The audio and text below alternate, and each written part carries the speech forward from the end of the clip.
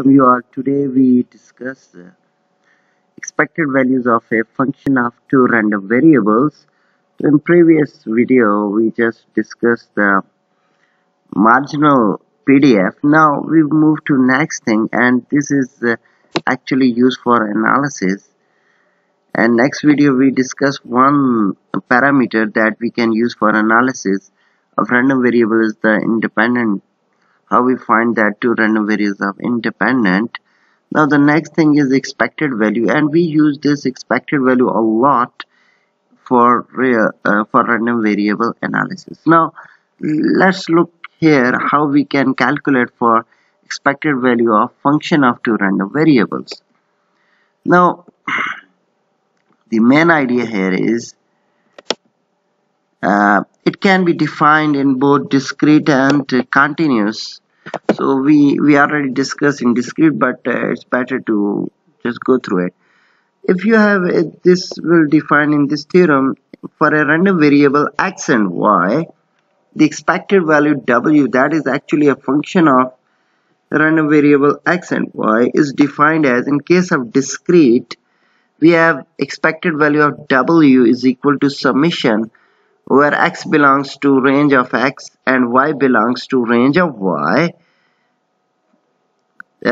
function of xy times the joint PMF of x and y. This is the formula when you are in discrete random variables. But when you have a continuous random variables, so this formula, the only change here is instead of summation we have integration, but integration is from minus infinity to infinity, so that we can cover all ranges for x. Similarly, another double integral that is from minus infinity to infinity, so that we can go through for range for x and y.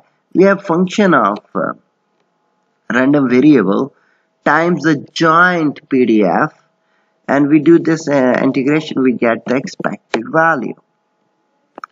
Now this is the next theorem that discusses that actually expected values follow the linearity. So this means that if a scalar is multiplied with a function and they are add up, and then you take the expected value is equal to the scalar multiplication with the expected value addition of individual function. So the main idea is, if you look at here, if you multiply the scalar inside and do the addition, or you take the expected value, multiply with the scalar, then addition, you get the same result. So this means that linearity is followed in expected values for pair of random variables. Now this theorem can easily prove by just applying the definition of expected value for pair of random variables.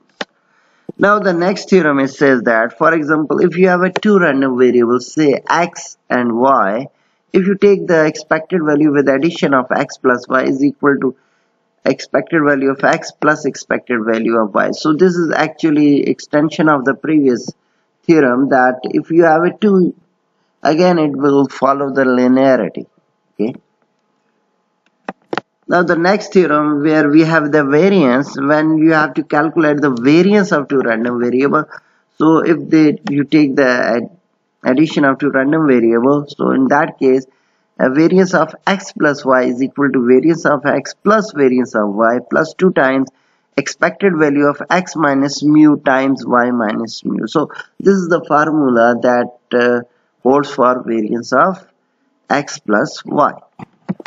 Now this can be proved easily by applying the theorem, since we know that when we take the expected value of x plus expected value of y, so this is equal to mu of x plus mu of y, or it is equal to expected value of x plus y.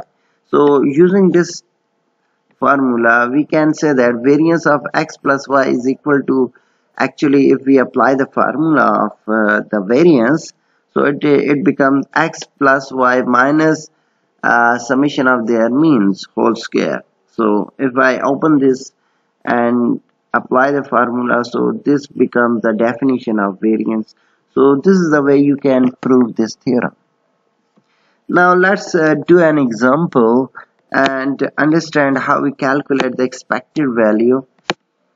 So there's a company website has 3 pages. Okay, they require 750 kilobytes and 1500 kilobytes and 2500 kilobytes for transmission. So for all 3 pages, for first page you need 750 kilobytes, for second 1500, and lastly third page required 2500 kilobytes for transmission. The transmission speed can be varied, that is 5 megabit per second for external request or 10 megabit per second for internal request. Now request arrives randomly from inside and outside the company independently of the page length, so which is also random. So the main idea is that you can have a random phenomena for accessing the page.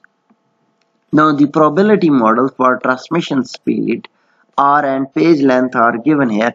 So this is the probability given to us. PMF is given to us that when R equal to 5, this is 0.4, when R equal to 10 is 0.6, 0 otherwise. Similarly for length, this is for speed. For length you have 0.3 for when length is 750 kilobytes, and so on. 0.5 when length is 1500, and 0.2 when length is 2500, 0 otherwise. Now we have to write an expression for transmission time.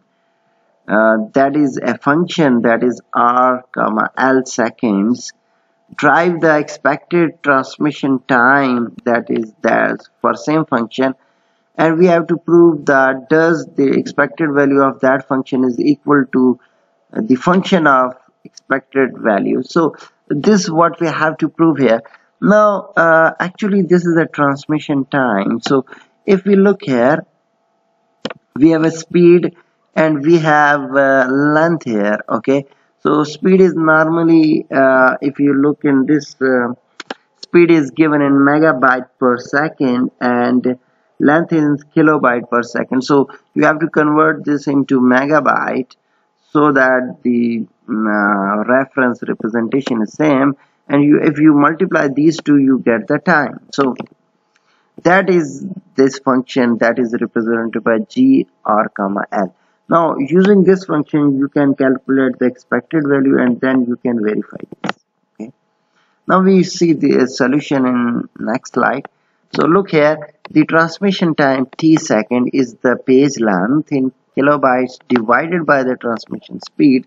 So t is 8L divided by 1000 R. Okay, so because R and L are independent, so this means that the joint probability is the multiplication of marginal probabilities. So as we discussed in previous video, so we can use this. So applying the formula, so we get this result when we calculate the expected value of G or L. Similarly, for individual expected value of R and G, just plug in the formula, we get this result, and we know that this is not equal to the function of G of R.